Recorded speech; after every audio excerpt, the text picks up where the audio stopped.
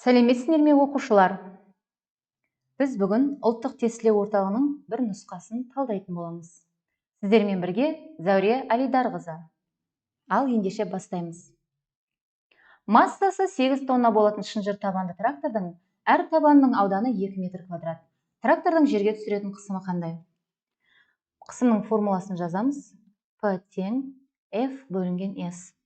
Мұнда түсіріп тұрған күш, ауырлық күші mg. Ал енді шынжырлы табанды трактордың 2 табан болғандықтан аудан 2 еселенеді. Масса 8000 килограмм, G10, 2 көбейтілген 2.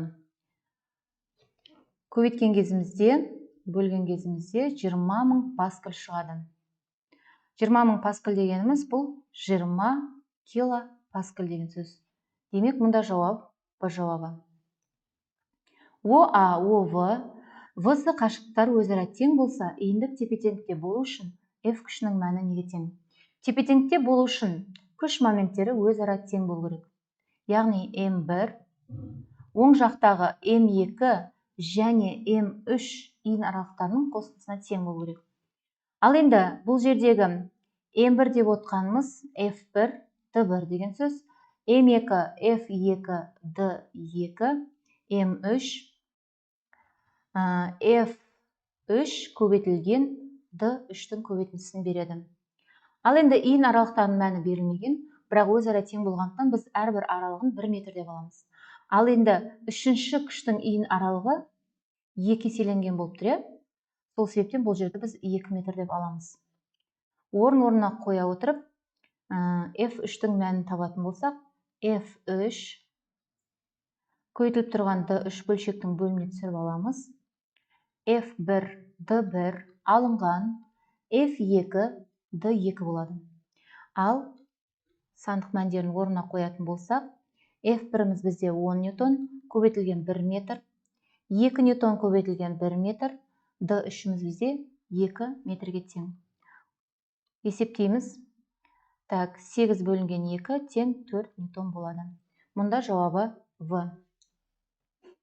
Изохорлық процесс кезінде идеал газ температурасын 4 есе арттырса, газ тығыздығы қандай болады?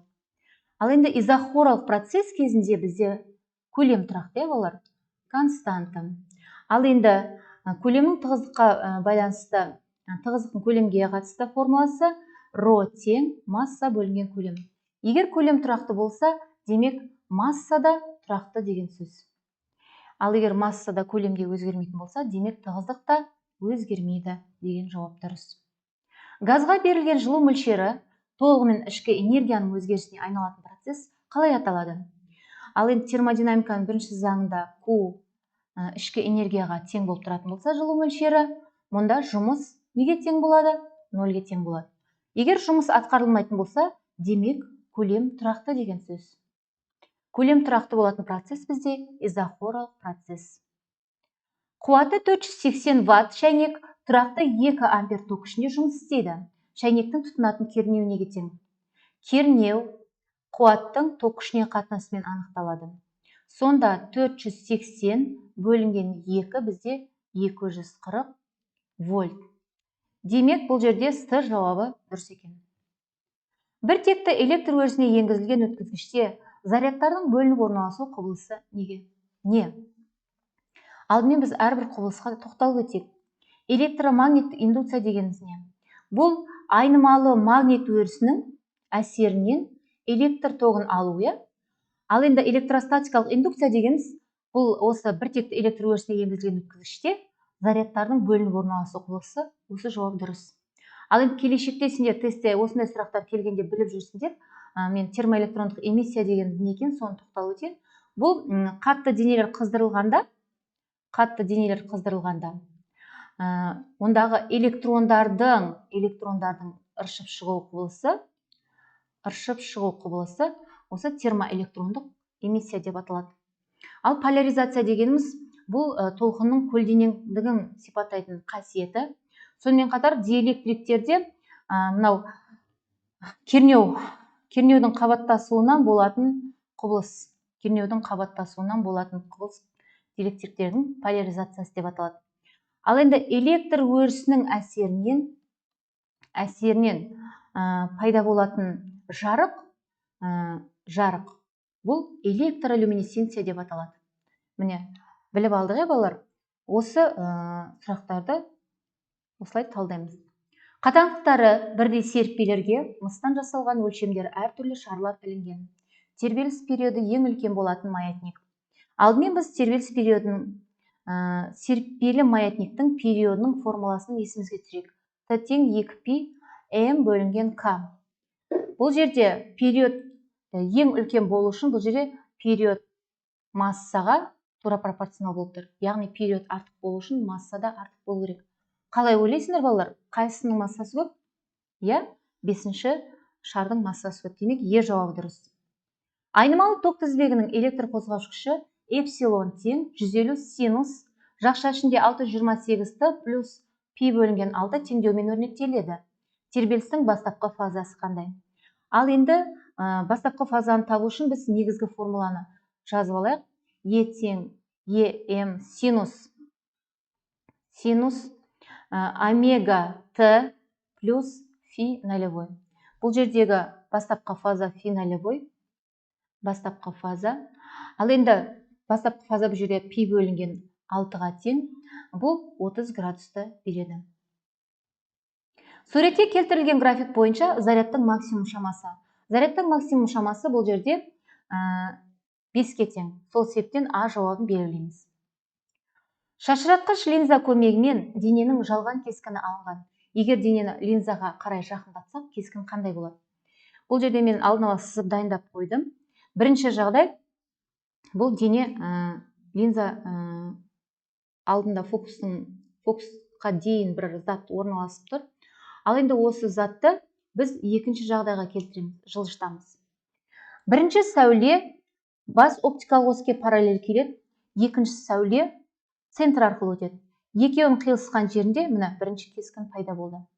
Бұл кескін кішірейтілген, жалған кескін болды. Ал екінші жағдайды қарастырайық. Біз нәрсені линзаға жақындаттық. Жақындатқан кезімізде пайда болған мынау екінші кескініміз қандай болып тұр? Үлкейтілген және линзаға жақындатып тұр. Яғни бұл жерде Е жауабы дұрыс екен.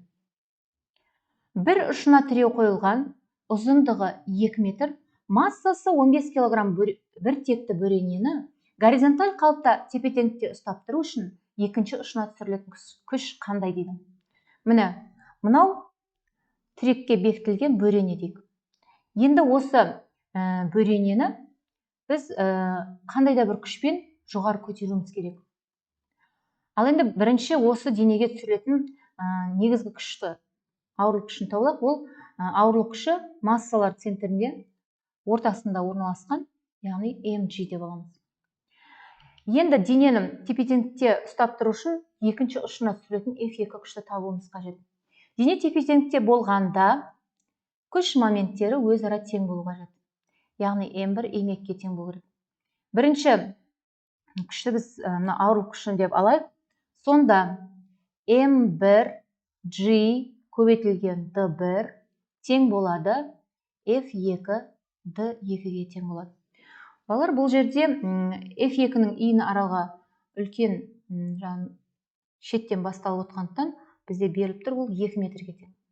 Ал енді бірінші ауырлық күшіне түсіріп отқан иін аралығы осының жартысына тең, міне, жартысына тең. Міне, сол себептен бұл аралықты біз 1 метр деп аламыз. Мәндерін орын-орнына қоя отырып, біз F2-ні табайық. Так, F2-ні табатын болсақ, d2 бөлшектің бөліміне түсіп кетеді. m1g d1 алымына шығып кетеді. Масса бізде 15 кг. Оны 10-ға көбейтеміз. Және 1-ге көбейтіп, d2 аралығымыз бізде 2 метр болатын болса, сонда жауабы 75 ньютон деген жауабы дұрыс екен. С жауабын белгілейміз. Тығыздығы 1,4 кг метр куб, температурасы 27 градус, газ молекулаларының орташа квадраттық жылдамдығы 600 метр секунд болса, газ молекулаларының концентрациясы неге тең? Алдымен температураны абсолюттік шкалаға келтіріп алайық. 27-ні қосамыз 273-ке. Сонда болады бізде 300 кельвин болады. Так, енді Бұл жерде қысымның концентрацияға байланысты формуласы P тең nkt. Ал енді екінші қысым P тең жылдамдыққа байланысты 3/1 ρV квадрат.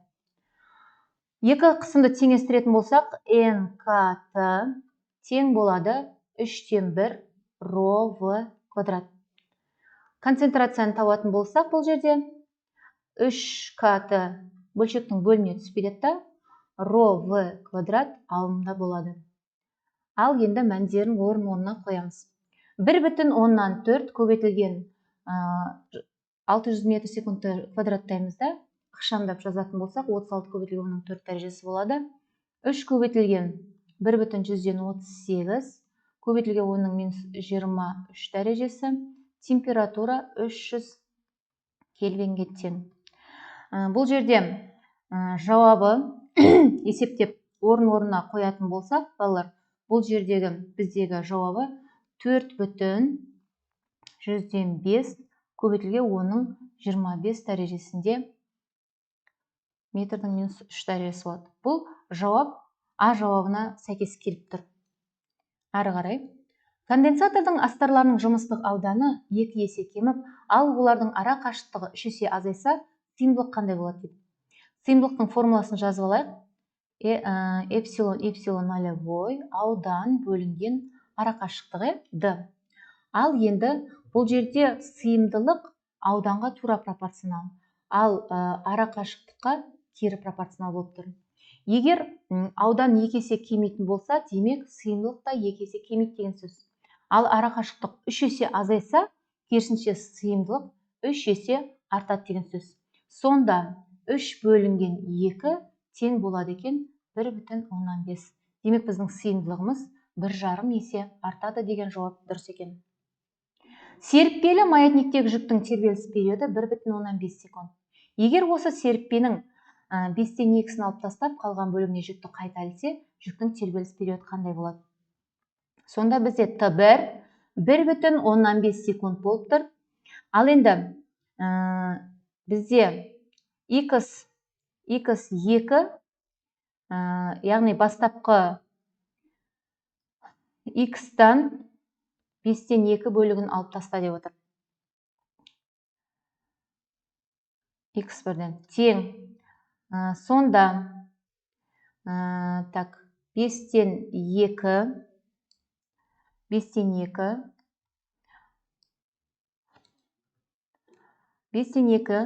алынған, кешірім өтінем, 5-те 5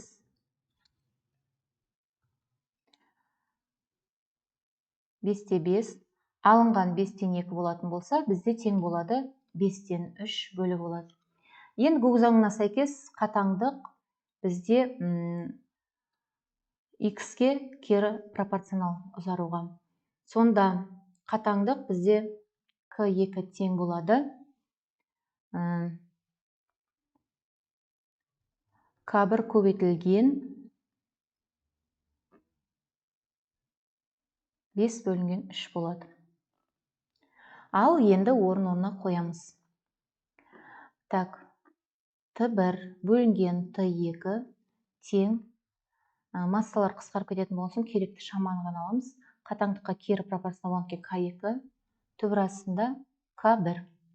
Ал енді осы жерден біз Т2-ні табуымыз керек.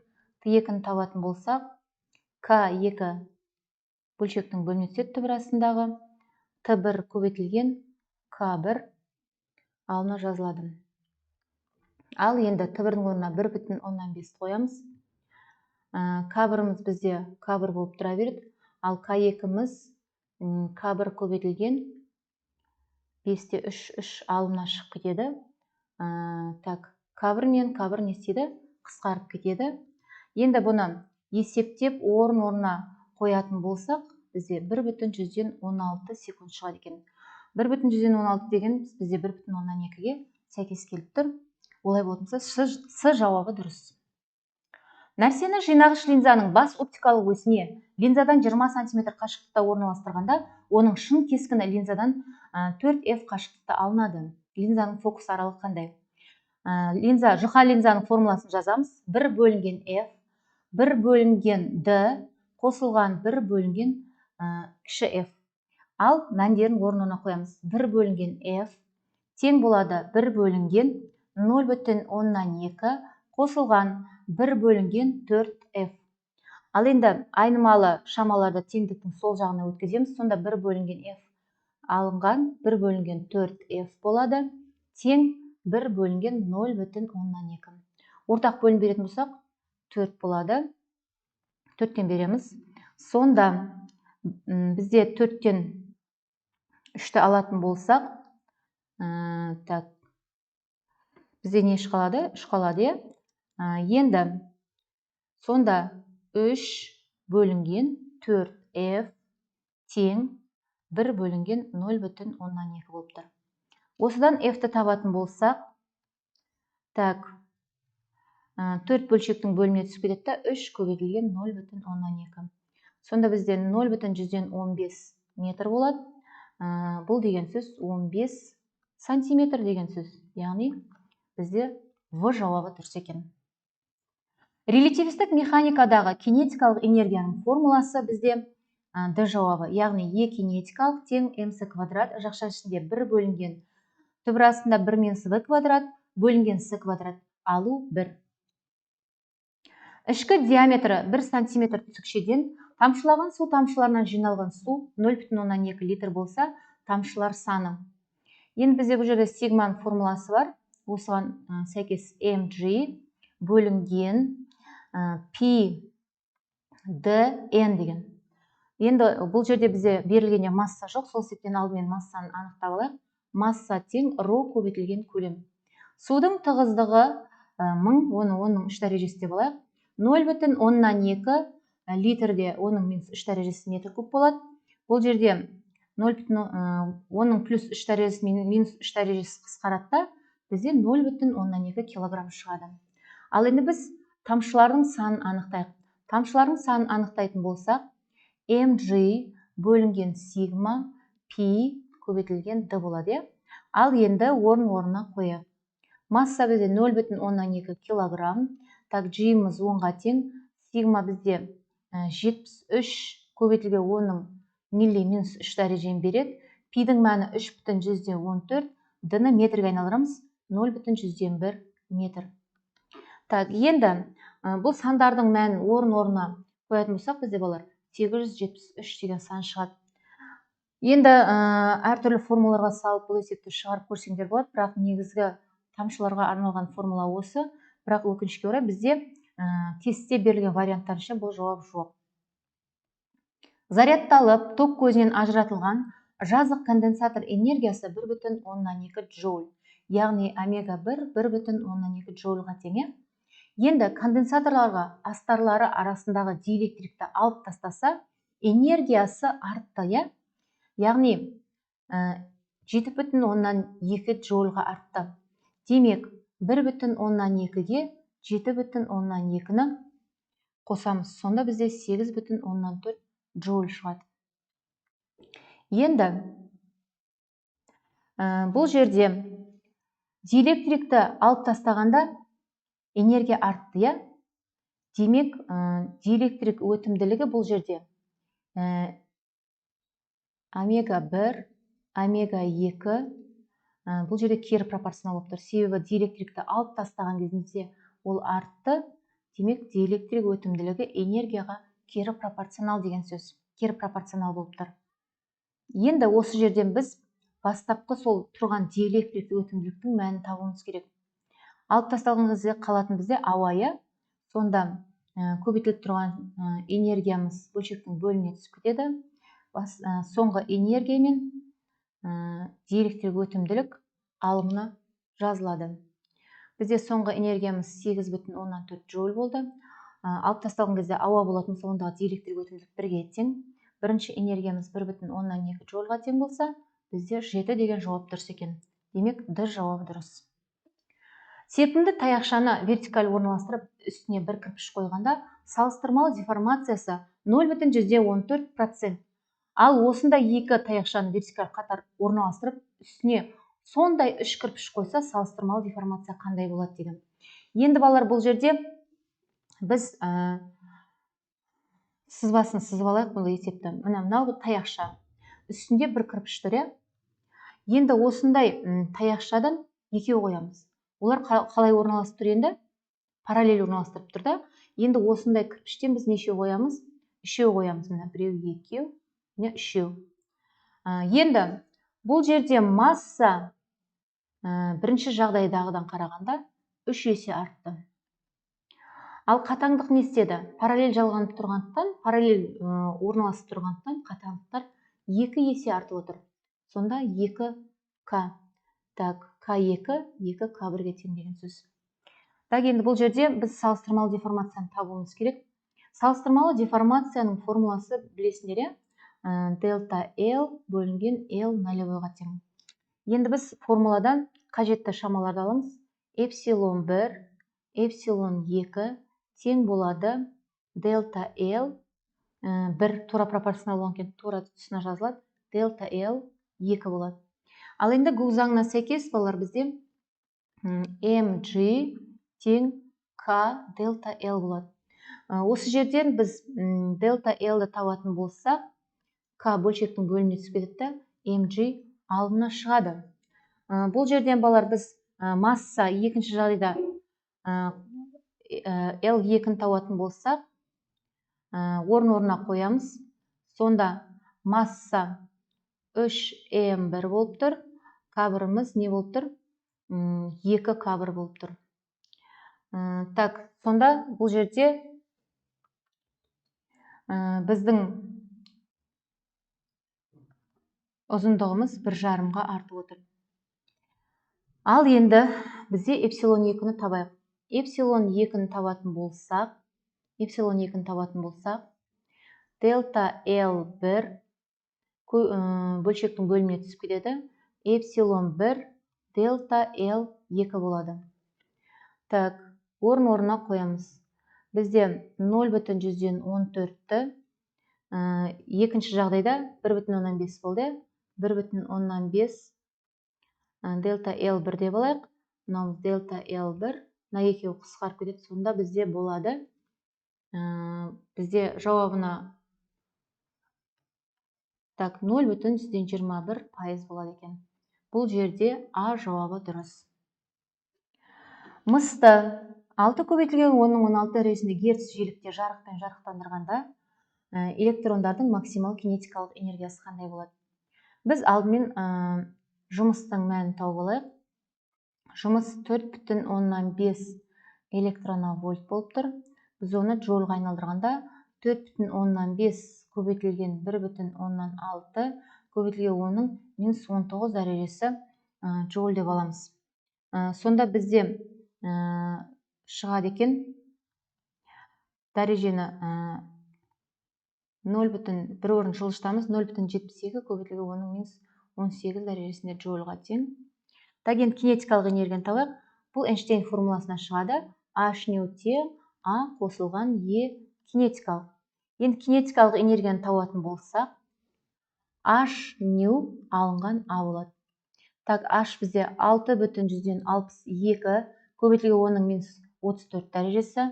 Ню бізде 6 көбейтілген 10-ның 16 дәрежесі. Так, аламыз 0,172 көбейтілген 10-ның -18 дәрежесі. Так, енді есептеп шығаратын болсақ, балалар, бұл жердегі жауап 39 көбейтілген 10-ның -18 дәрежесі джоуль деген жауап дұрыс екен.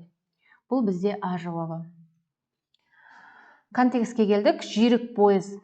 Әлемдегі ең жүйрік пойыз орнынан қозғала отыр 1 минутта жылдамдығын 360 км/сағатқа жеткізіп, келесі станцияға дейін осы жылдамдықпен жүреді.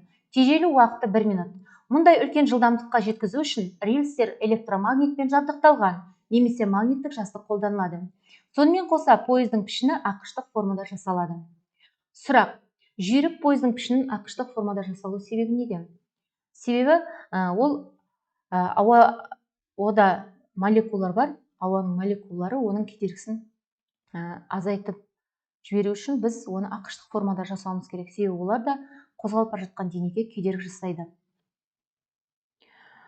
Жүйрік пойызда магниттік жастықтарды қолдану себебі, бұл жерде магниттік жастықтар арқылы біз темір рельстермен жүреміз.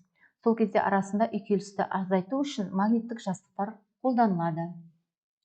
Жүйрік пойыздың қозғалыс басындағы үдеуі. Ал енді бізде жауап метр секунд квадратпен берілген екен. Олай болса біз алдымен жылдамдықты метр секундқа айналдырып алайық.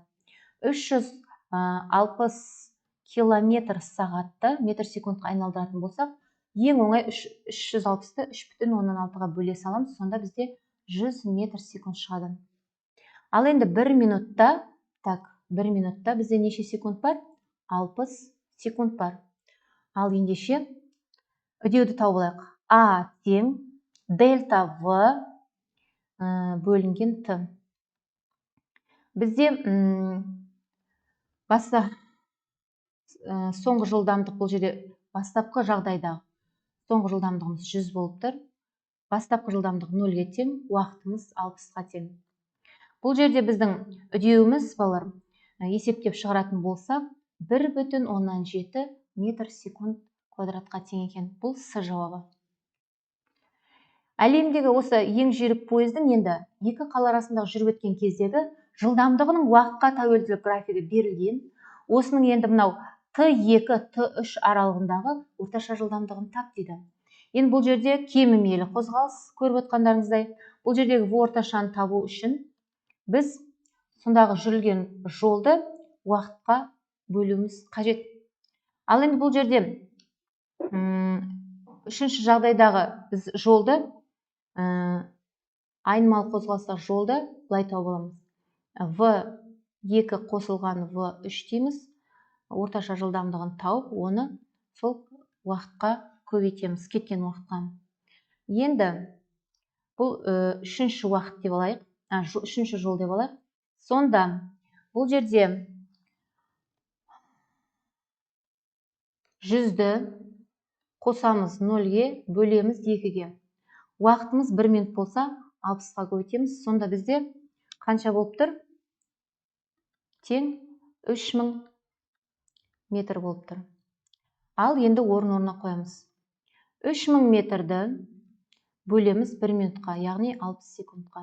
Бұл деген сөз 50 метр секунд. Ал енді бізде балар 50 метр секунд деген жауап жоқ. 50 метр секундты біз 3,16-ға көбейтетін болсақ, 180 километр сағат деген жауап шығады екен. Яғни А жауабы дұрыс. Әлемдегі ең жүйрік пойыз орнынан қозғала отырып 1 минутта жылдамдығын 360 км сағатқа жеткізгенде, бізде Т2 және Т1 уақыт аралығы 45 минут болатын болса, барлық жолдағы орташа жылдамдықты тап дейді. Ал енді бізде В орташаны табу үшін 3 бөліктегі жолдардың қосындысын аламыз, яғни С1 қосылған С2 қосылған С3. Т1 қосылған Т2 қосылған Т3. Енді жаңа біз үшінші бөліктегі жолды тауып алдық. Қарап отырсақ, осы үшінші бөлікпен мынау бірінші бөліктің жолдары, графиктері ұқсайды. Енді бұл жерде үшбұрыштың аудандары арқылы жол анықталатындығын ескеретін болсақ, бұл жерде С1 С3-ге тең деп алайық. Сонда екеуі де бұл жерде 3000 метр болып тұр. Ал енді екінші бөліктегі уақыт 45 минут болатын болса, осы жердегі жолды тауып алайық. Бұл жердегі жол С2 деп алынады. В2 мен Т2-нің көбейтіндісіне тең. В2-міз бізде ортаңғы бөлікте 100 метр секунд еді. Ал енді бұл жерде 45 минутты біз секундқа айналдырып аламыз. Ол жердегі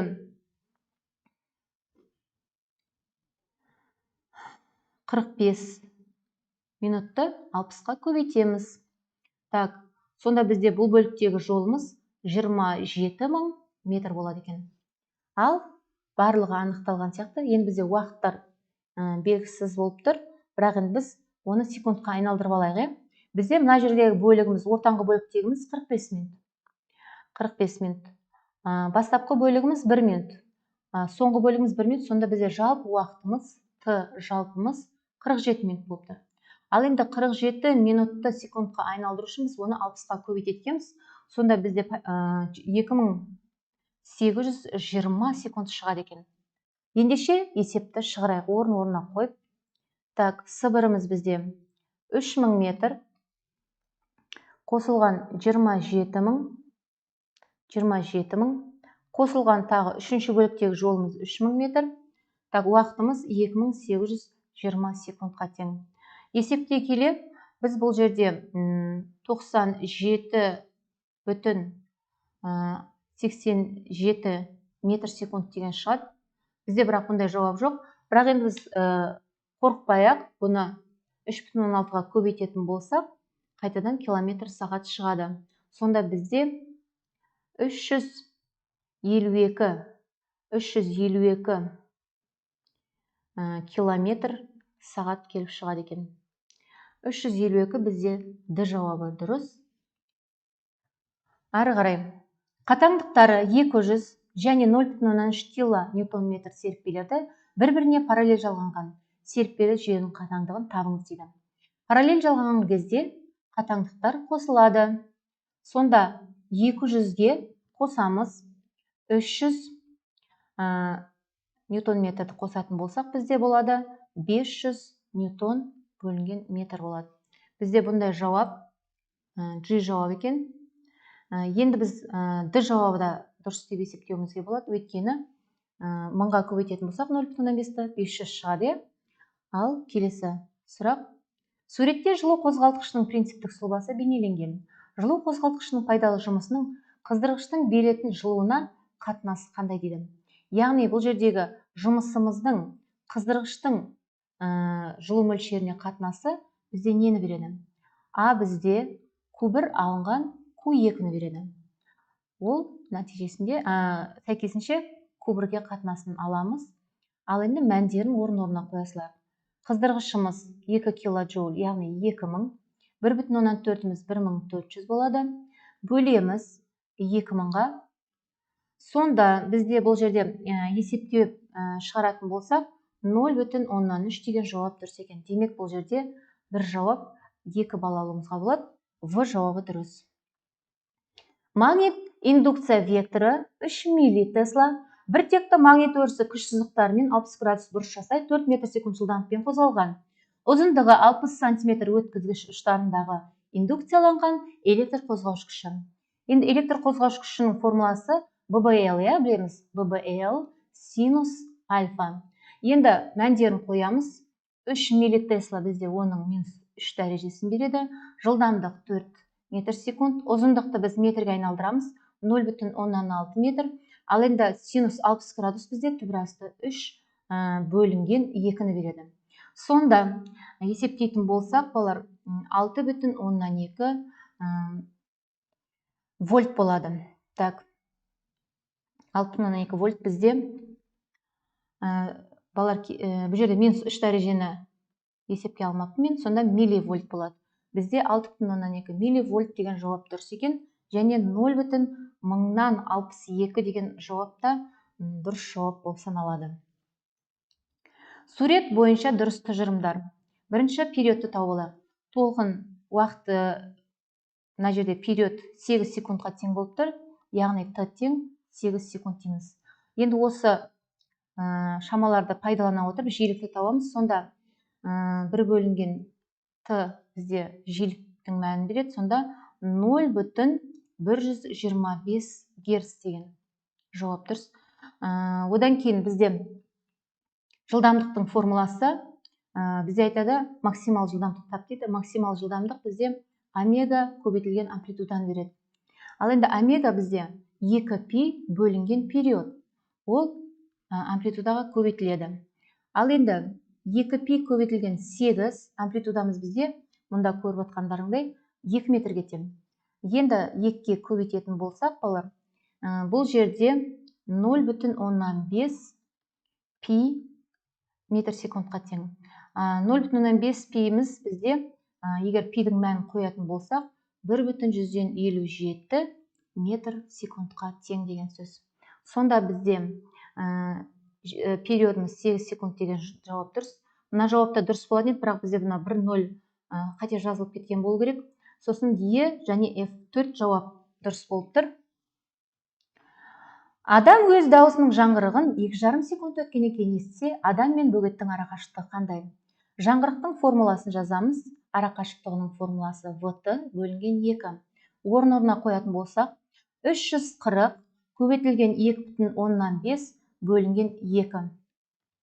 Енді бұларды есептеп орын-орнына қоятын болсақ, балалар бізде 425 метр деген жауап шығады екен. Яғни бұл бізде Д жауабы километр бойынша 0,425 километр деген жауап дұрыс. Яғни С, Д жауаптары дұрыс. Өзара тізбектей жалғанған актив кедергісі 26 Ом резистор мен сыйымдылық кедергісі 15 Ом конденсатор амплитудалық мәні 85 вольт айнымалы ток көзіне қосылған. Тізбектегі жылулық қуат және қуат коэффициентін анықтаңыз дейді. Енді тізбектегі жылулық қуатты анықтау үшін бізге қуат коэффициенті қажет болады. Сол үшін біз алдымен қуат коэффициентін анықтап алайық. Қуат коэффициенті бізде тең болады актив кедергінің түбірасындағы актив кедергінің квадраты мен сыйымдылық кедергінің квадратының қосындысына тең деп аламыз. Сонда бізде 26 бөлінген түбірасында 26-ның квадраты қосылған 15-тің квадрат деп алайық. Сонда бізде шығады 0,187 шығады. Ал енді біз қуатты табу үшін бізде мына жерде кернеудің максимал мәні берілген екен. Енді біз ток күшінің амплитудалық мәнін тауып алуымыз керек. Ток күшінің амплитудалық мәнін табу үшін біз кернеудің амплитудалық мәнін бөлеміз актив кедергімен сыйымдылық квадратының түбірастындағы қосындысына. Сонда 85 бөлінген түбірастында 26-ның квадраты қосылған 15-тің квадратына. Бізде ток күшінің максимал мәні болады 2,183 амперге тең болады. Енді қуатты анықтаймыз, жылулық қуатты. П тең болады бізде И максимал және У максимал бөлінген 2 көбейтілген косинус фи. Ал енді бұл жерде максимал мәндерін қоятын болсақ, ток күшінікі 2,183 көбейтілген 85 вольт бөлінген 2 қуаттың коэффициенті 0,187.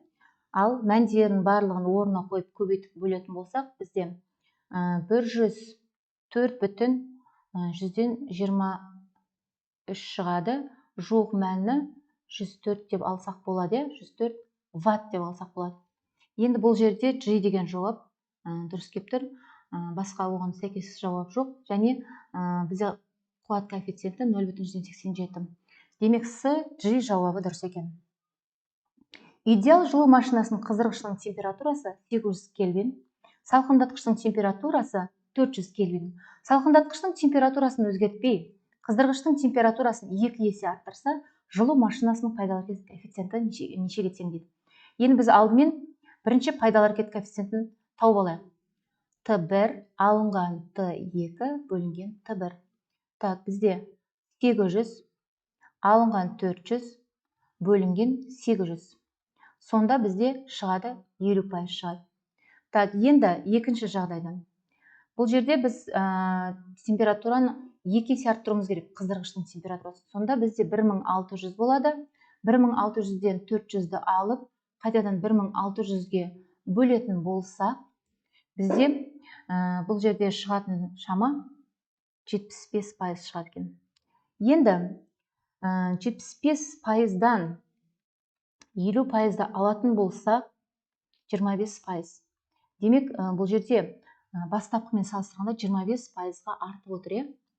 Міне, 25%-ға артты. Деген F жауабы дұрыс. Бұл басқа жауабы сәйкес келіп тұрған жоқ. Демек, F жауабы дұрыс екен. Жарықтың толқындық қасиетін сипаттайтын құбылыс не деп аталады?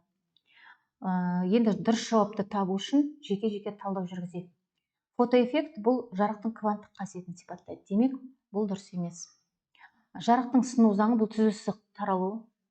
Шағылу заңында түзу сызықты таралуын қасиетін сипаттайды. Түзу сызықты таралуы, бұл да сол түзу сызықты таралуға кетеді.